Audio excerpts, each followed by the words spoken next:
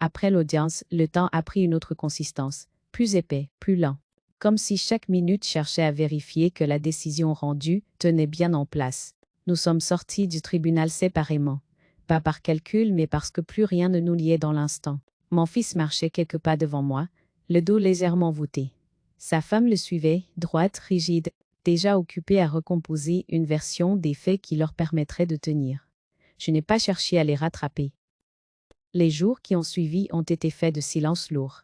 À la maison, plus personne ne parlait franchement. Les phrases étaient courtes, techniques, on évoquait l'organisation, les repas, le courrier.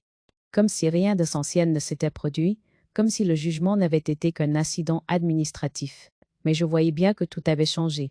Mon fils évitait mon regard. Il faisait attention à ses mots, désormais, pas par respect retrouvé, par prudence. Il avait compris que son récit n'était plus le seul à compter. Que quelqu'un d'autre, extérieur, avait posé un cadre, et que ce cadre ne lui appartenait pas. Sa femme, elle, oscillait entre colère et retrait. Elle parlait beaucoup au téléphone, derrière les portes closes. Elle expliquait, elle se justifiait, elle se présentait comme victime d'un malentendu. Je reconnaissais ces stratégies. Ce sont celles qu'on adopte quand la vérité n'est plus entièrement maniable. Peu à peu, la famille élargie a pris position.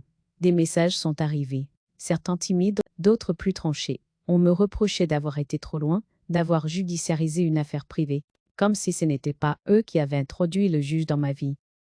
Je lisais ces messages sans répondre. J'avais compris que toute explication serait interprétée comme une défense, donc comme une faiblesse. Le silence cette fois me protégeait vraiment. Un dimanche, la tension a éclaté. Une dispute violente entre mon fils et sa femme. Des mots trop longtemps contenus ont jailli. Je n'ai pas tout entendu, mais j'ai compris l'essentiel. Chacun cherchait désormais à se dégager de la responsabilité, à prouver que l'idée venait de l'autre, que l'intention n'était pas mauvaise, que la faute n'était pas pleinement assumable. C'est ainsi que les alliances se fissurent. Quand la stratégie échoue, il ne reste que la peur. Je n'étais plus au centre de leurs échanges, et cela, étrangement, m'a soulagé. J'avais cessé d'être l'objet autour duquel ils s'organisaient. J'étais redevenu périphérique à leur conflit. Dès près, j'ai commencé à préparer mon départ, sans précipitation, sans colère. J'ai trié mes affaires, donné ce qui ne me suivrait pas, conservé l'essentiel. Chaque objet choisi était un rappel. Je décidais, encore, mon fils m'a observé faire un soir. Tu pars vraiment à Etaïd dit. Ce n'était pas une question, c'était un constat. J'ai hoché la tête. Il n'a pas insisté. Il savait que les mots seraient inutiles, trop tardifs, trop fragiles. Quand j'ai annoncé la date, personne ne m'a contredite. Personne n'a tenté de négocier. La maison avait perdu sa fonction de terrain de contrôle. Elle n'était plus qu'un lieu de passage. Les derniers soirs, j'ai entendu des pleurs étouffés derrière une porte. Je ne suis pas allé voir. La compassion ne consiste pas toujours à intervenir. Parfois, elle consiste à laisser l'autre face à ce qu'il a déclenché.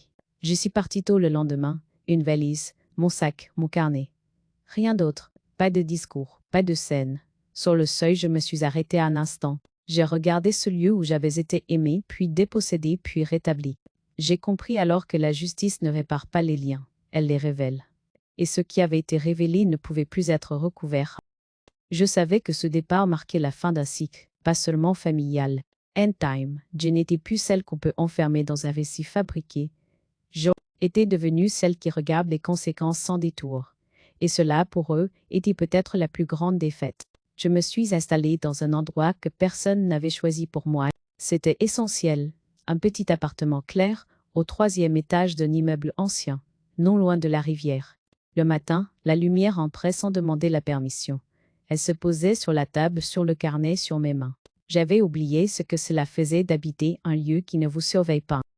Les premiers jours, j'ai marché. Beaucoup, sans objectif précis. J'apprenais les rues, les habitudes du quartier, les heures calmes et celles plus animées.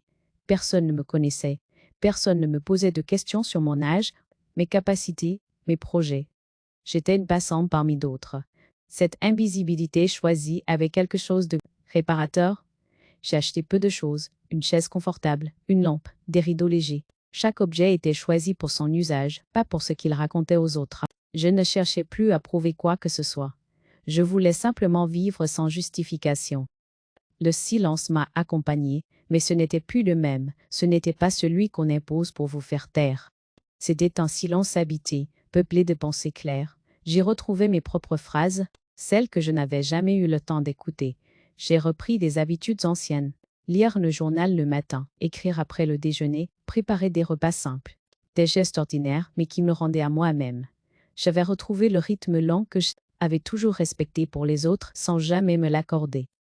Parfois, le passé revenait, pas comme une blessure ouverte, mais comme une question. Aurais-je pu faire autrement? Je laissais la question passer. Elle ne cherchait plus de réponse immédiate. J'avais compris que certaines histoires ne se réparent pas, elles se déposent. Mon fils m'a appelé une fois. Sa voix était hésitante, presque étrangère. Il parlait du quotidien, de choses sans importance. Il n'a pas parlé de l'audience, ni de sa décision, ni de ce qu'il avait perdu. J'ai écouté, je n'ai pas relancé. Chacun doit trouver seul le courage de nommer ce qu'il a fait. Je n'ai pas raccroché avec colère, ni avec espoir. J'ai simplement constaté la distance nouvelle entre nous. Elle n'était ni bonne ni mauvaise, elle était juste. J'ai rencontré des gens, des voisins, une femme de mon âge qui peignait des aquarelles, un homme qui promenait son chien chaque matin à la même heure. Nous parlions de tout et de rien. Personne ne me réduisait à un rôle, je n'étais ni mère à ménager, ni personne à protéger. J'étais une voix parmi d'autres. Un après-midi, en m'asseyant près de la rivière, j'ai compris que je n'étais plus en reconstruction. J'étais arrivée. Pas à un bonheur spectaculaire, à une stabilité douce, à une liberté sobre. Je pensais parfois au mot pardon, pas comme une obligation morale, mais comme une possibilité intérieure. Pardonner ne signifiait pas revenir, ni oublier. Cela signifiait ne plus laisser la colère décider à ma place. J'y viendrais peut-être ou pas. J'avais cessé de me presser. Ce que j'avais gagné n'était pas visible, pas mesurable. Mais c'était solide. J'avais récupéré mon droit à décider, à dire non, à me taire quand je le voulais. J'avais compris que la dignité ne se négocie pas, même tard. Un soir, en refermant mes volets, j'ai ressenti une gratitude calme, pas envers ceux qui m'avaient blessé, envers moi-même d'avoir tenu, d'avoir compris, d'avoir agi sans crier. Je savais que la dernière étape approchait. Pas un événement, une parole intérieure, celle qui met un point final sans amertume. Je n'avais plus besoin d'être reconnue pour savoir qui j'étais devenue. Et cette certitude me portait, enfin, vers une paix qui ne dépendait plus de personne. Il m'arrive encore de repenser à ce mot qui avait tout déclenché, placé, en place un objet, un dossier, un meuble. Pas une vie, pas une femme qui a aimé travailler, attendu, porté plus qu'elle ne le devait. Pendant longtemps, j'ai cru que cette tentative d'effacement me définirait. Aujourd'hui, je sais qu'elle m'a révélé. Je vis désormais avec peu. Peu de bruit, peu d'obligations, peu de faux assemblants. J'ai appris que la sobriété n'est pas un manque, mais un choix. Chaque matin, je me lève sans agenda imposé. Je décide si je sors, si j'écris, si je marche. Cette liberté ordinaire est devenue mon luxe le plus précieux. Je n'ai pas cherché à réécrire l'histoire familiale et l'escalier, imparfaite, blessée, parfois irréparable. J'ai compris que la justice n'offre pas la réconciliation, elle offre la clarté. Elle tranche ce qui doit l'être et laisse le reste aux consciences. Chacun fait alors avec ce qu'il peut supporter. Je pense souvent aux femmes qui se taisent encore, celles qui confondent patience et effacement, loyauté et renoncement, celles à qui l'on parle lentement, à qui l'on explique la vie, à qui l'on retire des choix sous prétexte de protection. Je voudrais leur dire que l'âge n'est pas une preuve d'incapacité, que l'amour n'autorise pas tout, et que la loi, quand on ose la regarder en face, peut devenir une alliée discrète. Je n'ai pas gagné contre mon fils. Cette idée m'est étrangère. Il n'y a pas de victoire quand un lien se brise. Il y a parfois une nécessité, celle de poser une limite pour ne pas disparaître. J'ai cessé d'attendre une reconnaissance tardive. J'ai cessé d'espérer des excuses qui n'arriveraient peut-être jamais. J'ai choisi la paix plutôt que l'attente. Il y a eu des soirs de mélancolie, des images qui reviennent sans prévenir. Une main d'enfant, un rire, un silence partagé. Je les accueille sans me juger. La mélancolie n'est pas un échec, c'est le prix de la lucidité. Elle prouve que l'on a aimé pour de vrai. Je n'ai pas raconté mon histoire pour me plaindre, ni pour accuser. Je l'ai portée jusqu'ici comme on porte une vérité qui demande de l'air. Parce qu'à un moment donné, se taire n'est plus protégé. C'est consentir, et consentir à l'injustice, c'est lui offrir un avenir.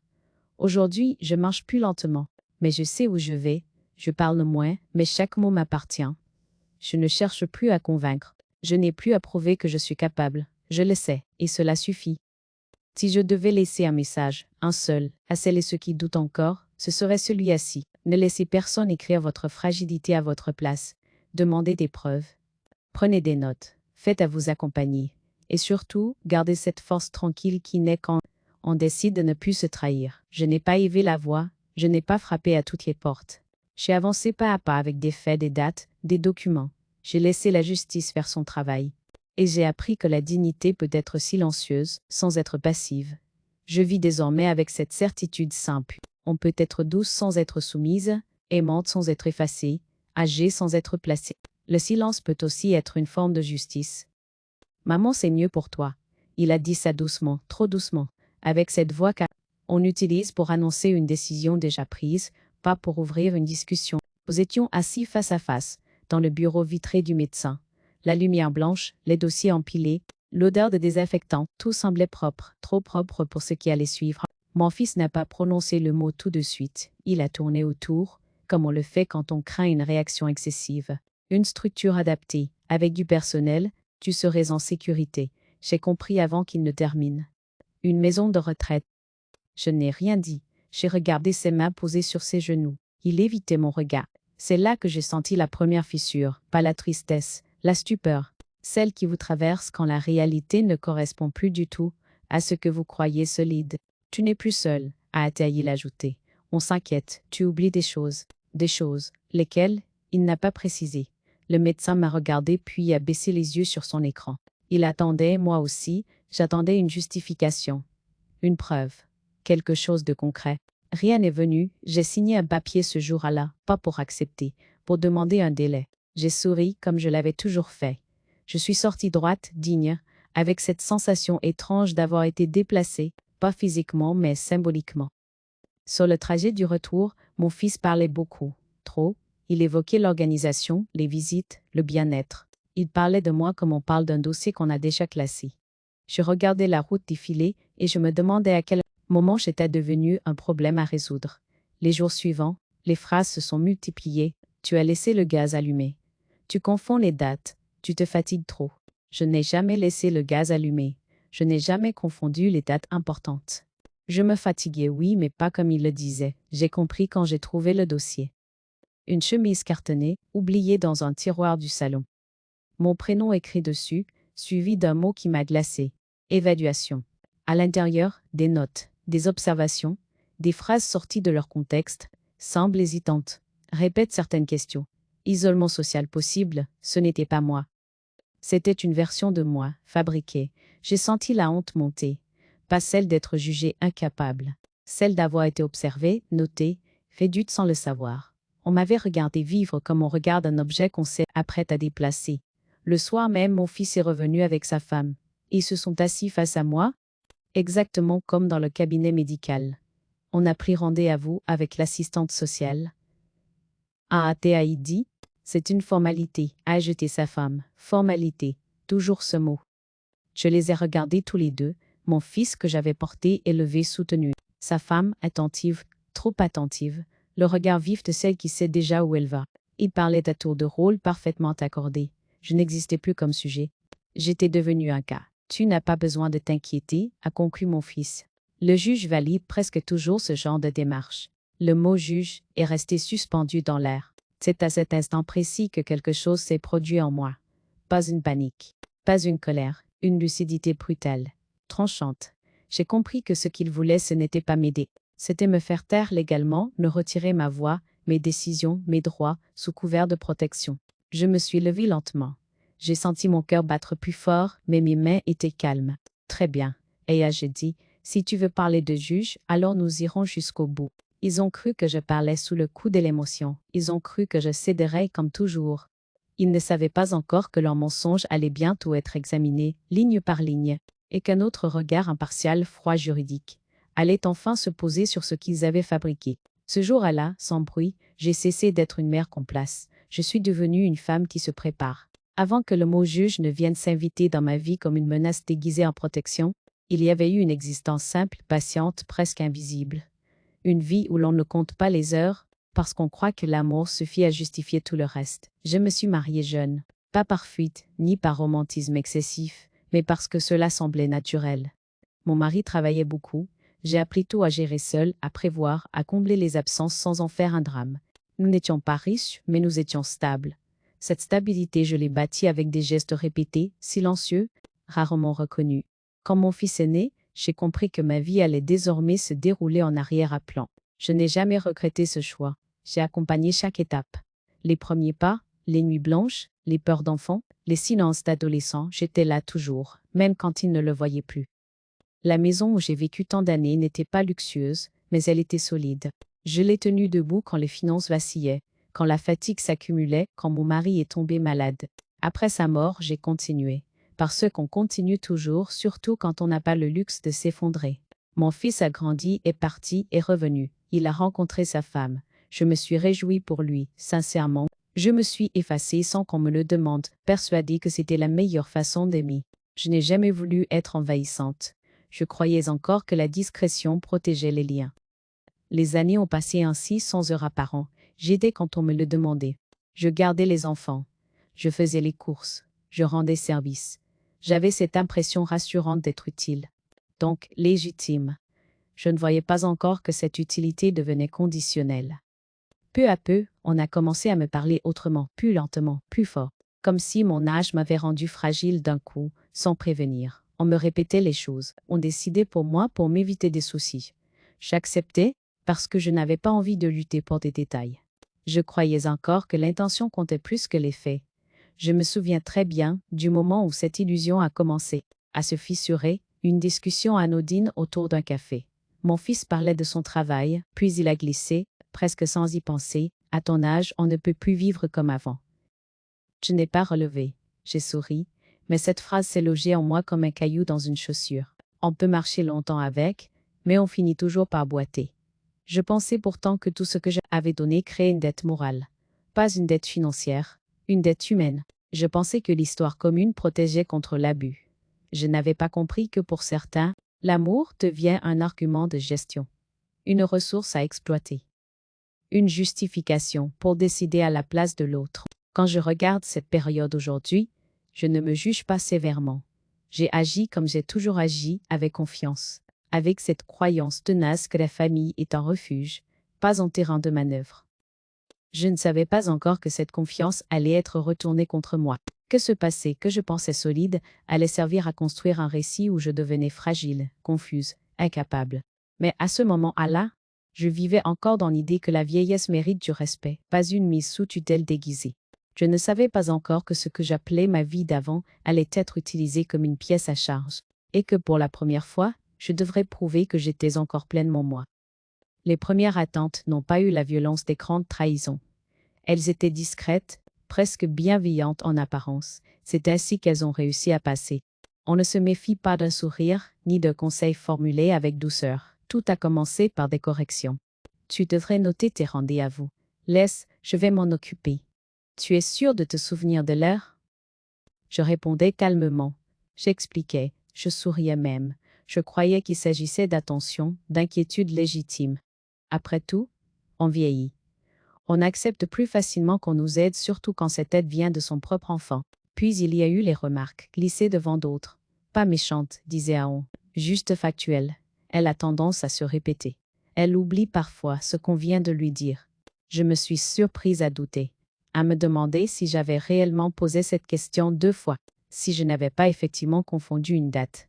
Le doute est une arme silencieuse. Quand il vient de ceux qu'on aime, il s'installe sans bruit. Un jour, j'ai voulu aller seule faire des courses. Mon fils a insisté pour m'accompagner. Ce sera plus simple. Dans le magasin, il répondait à ma place, il payait, il rangeait. J'étais là présente physiquement, mais déjà dépossédée de mes gestes. À la maison, certains objets ont commencé à disparaître. Mon trousseau de clés déplacé. Des papiers rangés pour éviter que tu les perdes. Une fois, j'ai cherché mon carnet d'adresses. Il n'était plus là, on l'a mis ailleurs, a dit sa femme. Tu ne t'en sers plus vraiment. Plus vraiment, ces mots ont un pouvoir étrange. Ils réduisent, ils enferment. Je me suis tue, pas par soumission. Par fatigue, il faut une énergie considérable pour contester chaque détail. Et je pensais encore que résister sur de petites choses serait perçu comme de l'entêtement. On m'avait déjà étiqueté fragile. Je ne voulais pas confirmer ce récit. Les conversations se poursuivaient parfois sans moi. Alors que j'étais dans la pièce, ils parlaient de décisions à prendre, d'organisation, de ce qui serait mieux. Je devenais un sujet dont on débat, pas une voix qui participe. Un soir, j'ai surpris une phrase, une seule, mais elle m'a marqué. Elle ne se rend pas compte. J'étais dans le couloir. Il ne m'avait pas vu.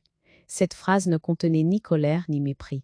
Elle était prononcée comme un constat. C'est cela qui m'a le plus blessé. On avait cessé de me reconnaître comme interlocutrice valable.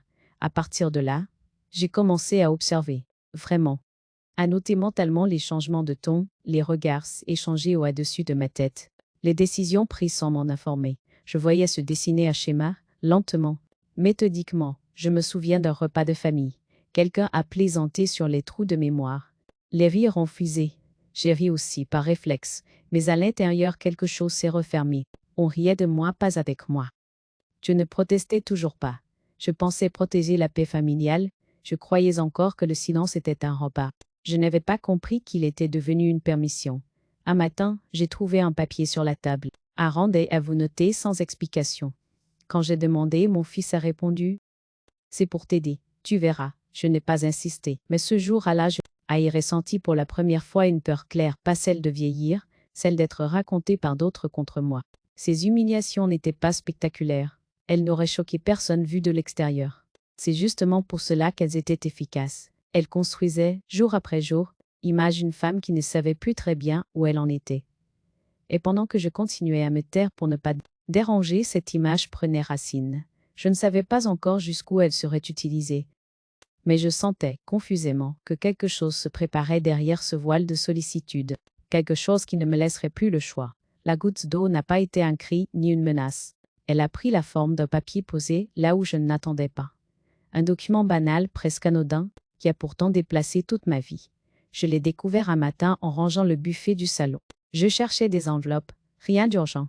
Le tiroir était encombré de prospectus, de notices, de vieux courriers. Et puis dessous, une chemise cartonnée, beige, épaisse. Mon nom était écrit dessus, au stylo, d'une écriture qui n'était pas la mienne. J'ai ouvert.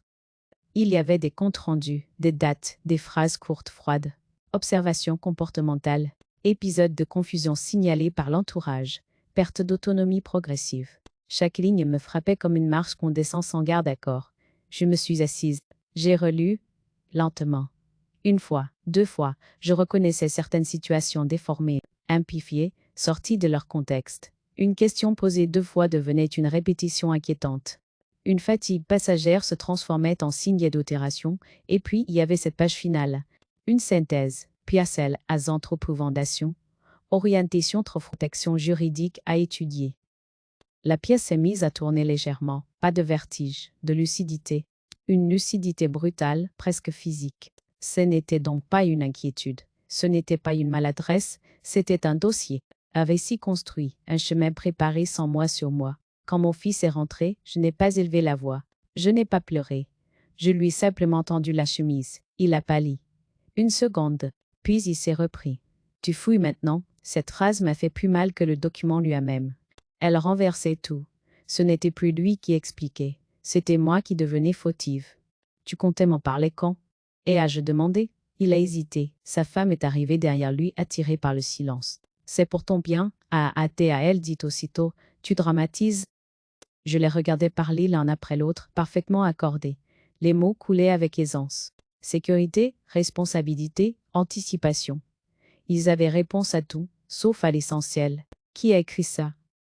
Et ai-je demandé? Ils ont échangé un regard. Encore un. Des professionnels, a dit mon fils. On a dû expliquer certaines choses. Expliquer, je comprenais désormais ce que ce mot signifiait. Choisir, mais elle n'a pas éclaté. Elle s'est déposée. Lourde. Déterminée. Tu es en train de dire que je ne suis plus capable de décider pour moi-même. Aya, je dis.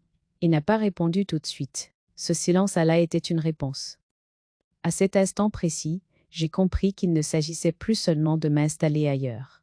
Il s'agissait de m'enlever ma voix, de rendre mes paroles discutables, mes refus suspects, de faire valider par un juge une histoire écrite sans moi. Je me suis levée. Lentement, j'ai rangé le dossier dans la chemise. J'ai refermé le tiroir. Très bien, et ai-je dit calmement. Puisque vous aimez les dossiers, nous allons faire les choses correctement. Ils ont cru que je parlais sous le coup de l'émotion. Et se sont détendus. Ils pensaient avoir encore le temps. Ils n'ont pas vu que pour moi quelque chose venait de s'arrêter net. La peur, le doute, le besoin de plaire. Ce soir, à la seule dans ma chambre, j'ai ouvert un carnet oublié. J'y ai noté la date, les phrases exactes, les noms. J'ai compris que si je voulais rester debout, Je devais cesser d'espérer leur loyauté et commencer à m'appuyer sur des faits. Ce n'était plus une question de famille. C'était une question de droit. Et pour la première fois depuis longtemps, je n'étais plus seulement une mère, j'étais une femme qu'on avait sous-estimée. Les nuits qui ont suivi ont été les plus longues de ma vie, pas parce que je ne dormais pas, mais parce que je pensais sans répit. Une pensée claire, implacable, qui ne cherchait plus à se distraire de la vérité. Je revoyais le dossier, les phrases soulignées, les mots choisis avec soin pour paraître objectifs, semble hésitante, besoin d'encadrement, altération progressive. Je me demandais comment on peut transformer une vie entière en quelques lignes qui la nient. Je n'étais pas en colère, pas encore. J'étais atteint d'une lucidité nouvelle, presque douloureuse. J'avais compris que je n'étais plus seulement une mère vieillissante aux yeux de mon fils. J'étais devenue un obstacle, une présence à gérer, un corps encore là quand on aurait préféré qu'il se taise. Je me suis interrogée sur ma part de responsabilité, sur ce que j'avais laissé faire, sur les silences accumulés, les concessions accordées sans discussion. J'avais cru pendant des années que se taire était une preuve d'amour. Je comprenais maintenant que ce silence avait servi de terrain fertile à leur récit. Une nuit, je me suis levée et je me suis regardée dans le miroir. Longtemps, mon visage portait les marques du temps, oui, mais mon regard était intact, présent, cohérent. Je me suis parlé à voix basse, comme on le fait quand on veut vérifier quelque chose d'essentiel. Je savais qui j'étais, je savais ce que je voulais, et surtout, je savais ce que je refusais. Cette certitude m'a apporté un calme étrange, le genre de calme qui ne console pas, mais qui soutient. J'ai commencé à écrire, pas pour raconter. Pour comprendre, j'ai noté tout ce dont je me souvenais. Les dates, les phrases exactes, les rendez-vous imposés, les corrections humiliantes, les décisions prises sans moi. J'ai distingué les faits des interprétations, j'ai appris à faire ce que d'autres avaient fait contre moi, construire un dossier, mais le mien serait juste. J'ai aussi prié, pas pour être sauvée, pour rester droite, pour ne pas céder à la panique ni à la haine. Je savais que la colère mal dirigée pourrait être utilisée contre moi, elle confirmerait leur portrait d'une femme instable. Alors je me suis disciplinée. J'ai observé mes gestes, mes mots. J'ai continué à me montrer calme, parfois même reconnaissante. Ils devaient croire que leur version tenait encore. À l'intérieur pourtant quelque chose s'organisait. J'ai commencé à me renseigner, discrètement, à lire sur la protection juridique, les procédures, les conditions réelles de une mise sous tutelle ou curatelle. Je découvrais un univers précis, exigeant, mais rassurant. Le droit ne fonctionne pas à l'intuition, il exige des preuves. Et des preuves j'en avais, ou j'allais en avoir. Un matin j'ai pris rendez-vous seul, sans en parler à personne. Pas encore avec un avocat. Trop tôt, j'ai d'abord parlé à une personne neutre, compétente, habituée aux récits fragmentés. Je n'ai accusé personne. J'ai posé des questions générales, hypothétiques. Ses réponses ont été claires, tranquilles, presque réconfortantes. Non, l'âge ne suffit pas. Non, les témoignages familiaux ne sont pas des preuves absolues. Oui, les mensonges peuvent être démontés. Oui, un juge peut refuser. Je suis sortie de ce rendez-vous différente, pas rassurée, déterminée. De retour à la maison, j'ai joué mon rôle, celui qu'ils attendaient. La mère docile, la femme fatiguée, celle qui accepte qu'on décide pour elle. Je savais désormais que ce masque me protégeait. Chaque mot retenu était un pas de plus vers ma liberté. Je pensais parfois à mon fils, à la frontière invisible qu'il avait franchie. Je me demandais s'il croyait vraiment à ce qu'il faisait, ou s'il s'était laissé convaincre par facilité, par peur, par confort. Cette question me faisait mal, mais elle ne m'arrêtait plus.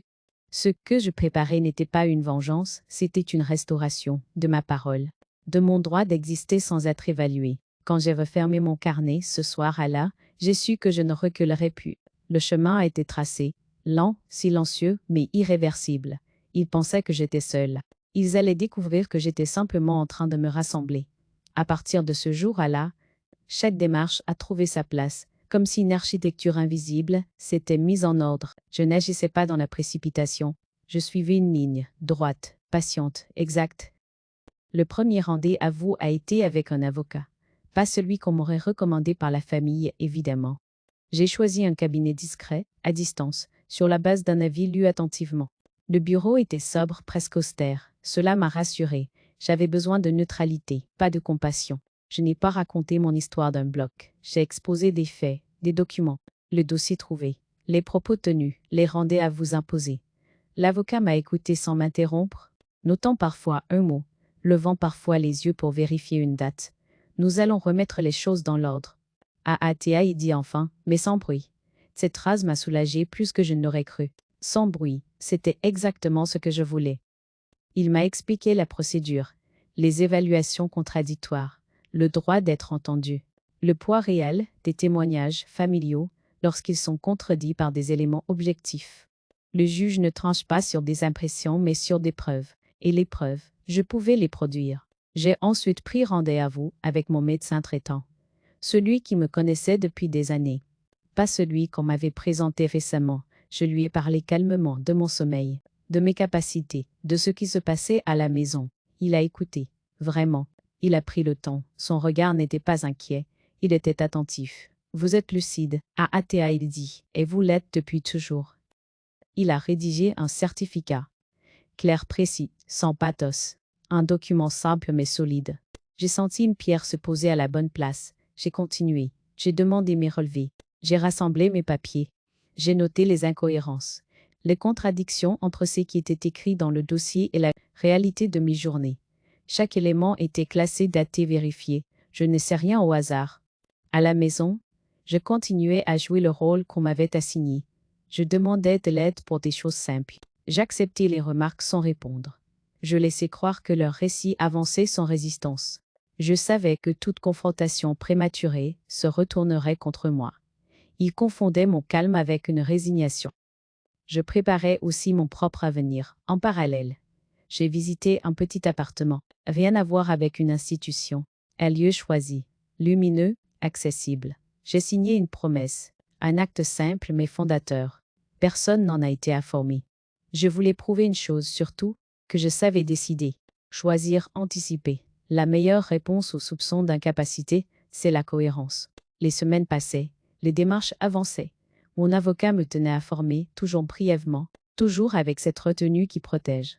La date de l'audience approchait. Le mot juge n'était plus une menace, il devenait un cadre. Un soir, mon fils m'a regardé longuement. « Tu es calme ?» a-t-il dit, trop calme. Je n'ai pas répondu, il avait raison. Mais il n'en comprenait pas la raison. Je savais désormais que je ne serais pas seule devant le juge. J'aurais des documents, des certificats, une histoire cohérente. Et surtout, je n'aurais pas besoin d'élever la voix. La vérité, quand elle est préparée avec rigueur, n'a pas besoin de théâtre. Je n'étais pas en train de me défendre contre une accusation. J'étais en train de rétablir ma place. Et cette place, personne ne pourrait plus me l'enlever sans en répondre devant la loi. L'audience n'a pas ressemblé à ce que j'imaginais. Pas de solennité excessive, pas de grands discours. Une salle claire presque ordinaire, des chaises alignées, des dossiers empilés. Et au centre, une table qui n'attendait qu'une chose, la vérité. Mon fils était arrivé en avance. Je l'ai vu de loin assis raide, les mains jointes. Sa femme se tenait à côté de lui, immobile, le regard tendu. Il parlait à voix basse comme s'il craignait déjà d'être entendu. Quand je suis entrée, ils se sont tus. Je me suis assise calmement. J'avais choisi une tenue simple, sobre, rien qui attire l'attention. Je ne voulais pas convaincre par l'apparence, mais par la cohérence. Mon avocat m'a salué d'un signe discret. Tout était prêt. Le juge est entré sans cérémonie, il a feuilleté le dossier longuement. Le silence s'est installé. Un silence dense, mais juste. Celui qui précède les décisions importantes. Les premiers mots ont été pour mon fils. On lui a demandé d'expliquer, de préciser, d'argumenter.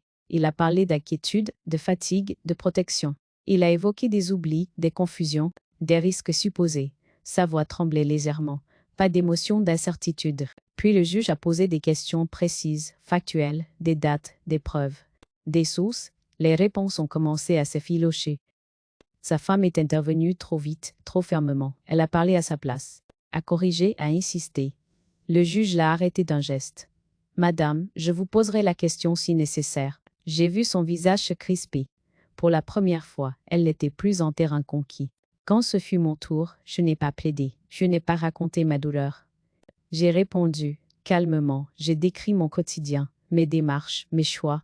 J'ai expliqué comment j'avais découvert le dossier, comment je m'étais renseignée, comment j'avais consulté. Mon avocat a déposé les documents un à un.